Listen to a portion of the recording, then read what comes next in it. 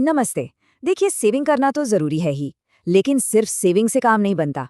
Investment आपके पैसों को काम पे लगाता है। आज ना हम उस एक राज से पर्दा उठाएंगे जो इन्वेस्टमेंट को सच में पावरफुल बनाता है। ये एक ऐसी ताकत है जिसे समझकर किसी की भी फाइनेंशियल लाइफ बदल सकती है। तो तैयार हो जाइए। चलिए इसमें थोड़ा गहरा उतरते हैं। खुद एल्बर्ट आइंस्टाइन ने इसे दुनिया का 8वां अजूबा कहा था। उनका साफ कहना था कि जो इसे समझ जाता है वो इसे कमाता है और जो नहीं समझता वो इसे चुकाता रहता है। तो आखिर ये चीज इतनी पावरफुल है क्यों? ये 8वां अजूबा, ये जादू, इसका नाम है कंपाउंडिंग। बिल्कुल ठीक सुना। ये कोई रॉकेट साइंस या कॉम्प्लिकेटेड फॉर्मूला नहीं है, बल्कि एक सिंपल सा आइडिया है जिसमें जबरदस्त ताकत छुपी हुई है। इसे समझने का सबसे आसान तरीका है एक छोटे से बर्फ के गोले के बारे में सोचना। जब आप उसे पहाड़ से नीचे लुढ़काते हैं तो शुरू में वो धीरे धीरे बढ़ता है, लेकिन जैसे जैसे वो आगे बढ़ता जाता है वो अपने नीचे की बर्फ को भी अपने साथ लपेट लेता है और देखते ही देखते उसकी स्पीड और साइज दोनों तेजी से बढ़ने लगते हैं।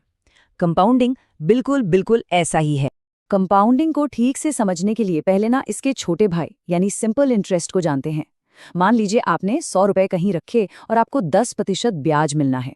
सिंपल इंटरेस्ट में क्या होगा, आपको हर साल सिर्फ उन शुरुआती 100 रुपयों पर ही 10 रुपए मिलेंगे, हमेशा सिर्फ 10 रुपए। यहाँ सिर्फ आपका ओरिजिनल पैसा काम कर रहा है। अब आते हैं असली हीरो पर, कंपाउंड इंटरेस्ट। यहाँ पहले साल तो आपको 100 रुपए पर 10 रुपए ही मिलेंगे, ठीक है, लेकिन अगले साल आपको 110 रुपए पर ब्याज मिलेगा। यानी अब आपका ब्याज भी आपके लिए ब्याज कमा रहा है और बस यहीं से एक चेन रिएक्शन शुरू हो जाता है। अब इस स्लाइड पर जो अंतर है वो एकदम साफ दिख रहा है। सिंपल इंटरेस्ट एक सीधी सड़क जैसा है जहां ग्रोथ एक ही स्पीड से चलती रहती है, एकदम लीनियर। लेकिन कंपाउंड इंटरेस्ट एक रॉकेट की तरह है जो शुरू में धीरे उठता है पर फिर आसमान में तेजी से ऊपर जाता है। मतलब समय के साथ पैसा बनाने की स्पीड भी बढ़ती जाती है।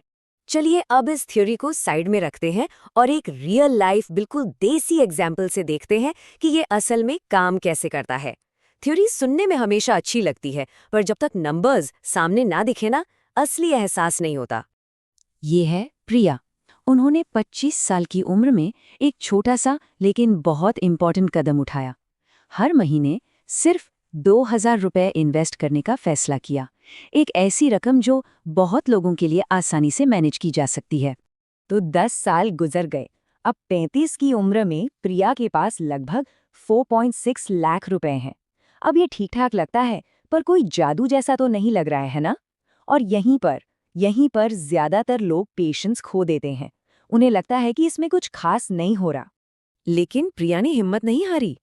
अगले 10 साल यानी 45 की उम्र तक उनका पैसा बढ़कर सीधे 20 लाख रुपए हो गया।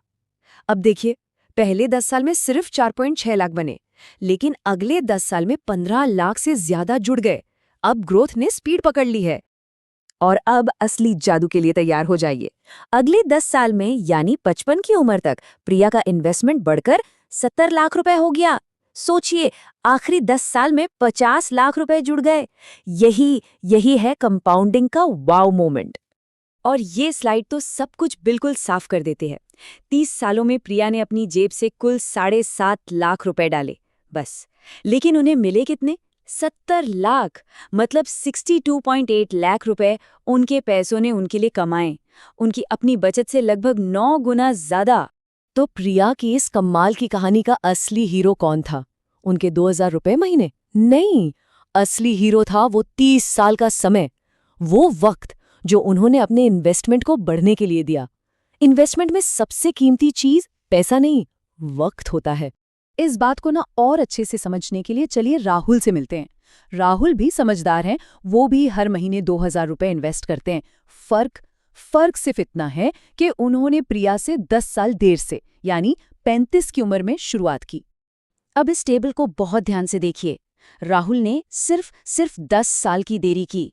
दोनों ने सेम अमाउंट हर महीने इन्वेस्ट किया, लेकिन 55 साल की उम्र में जहां प्रिया के पास 70 लाख हैं, वहीं राहुल के पास सिर्फ 20 लाख।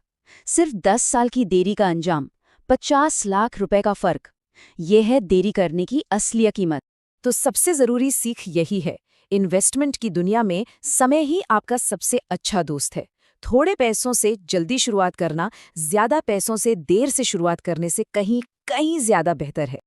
अच्छा, अब जब हम कंपाउंडिंग की ताकत से इतने इंस्पायर हो चुके हैं, तो ये जानना भी जरूरी है कि इसके दुश्मन कौन है। चलिए उन आम गलतियों पर नजर डालते हैं जो इस पूरे जादू को खत्म कर सकती हैं। कंपाउंडिंग के 3 सबसे बड़े दुश्मन हैं। पहला, टाल-मटोल करना, कल से करेंगे कहना।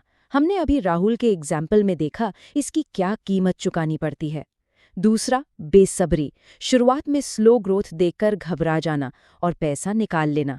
और तीसरा, इनकंसिस्टेंट होना, बीच-बीच में इन्वेस्टमेंट रोक देना, जिससे कंपाउंडिंग की वो जो चेन है वो टूट जाती है। तो आज की इस पूरी चर्चा से हमें क्या सीख मिलती है, इसका सार क्या है? चलिए इसे एक सिंपल और मोटिवेशन देने वाले तरीके से समझते हैं।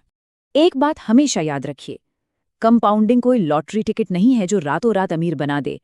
ये एक आम का पौधा लगाने जैसा है। आपको उसे समय देना होगा, धीरज रखना होगा और फिर वो आपको जिंदगी भर मीठा फल देगा। ये उन लोगों के लिए है जो सब्र करना जानते हैं, और इससे बेहतर तरीके से शायद ही कोई कह सकता है।